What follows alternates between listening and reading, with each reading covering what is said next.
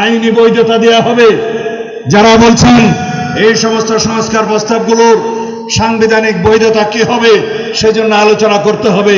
আসুন, আমরা আলোচনা করতে রাজি আছি।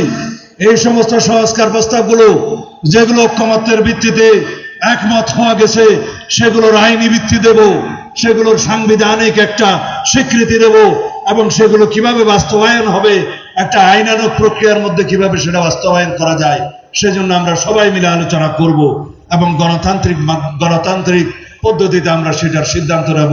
ইনশাআল্লাহ আমরা একটা সিদ্ধান্তে পৌঁছাতে পারবো। যে কোনো বৈধ আইনি এবং সাংবিধানিক প্রক্রিয়ার পদ্ধতিতে যে কোনো সিদ্ধান্তকে বিএনপি স্বাগত জানাবে। ইনশাআল্লাহ আমরা আলাপ আলোচনার মধ্য দিয়ে, গণতান্ত্রিক চর্চার মধ্য দিয়ে সেই জায়গায় উপনীত হব।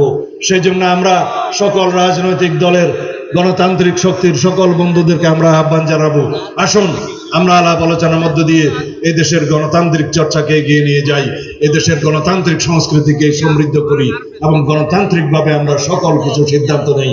ইনশাআল্লাহ সেই পদ্ধতিতে আমরা কামিয়াব হব, এদেশের গণতন্ত্র বিজয়ী হবে।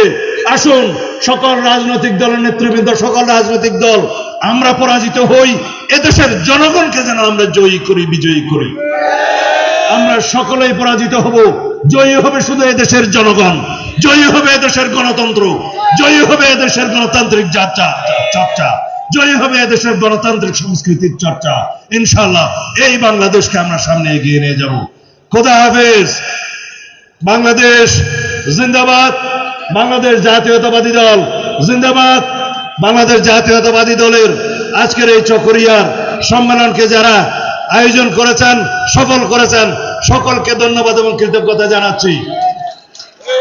একটি কথা আছে,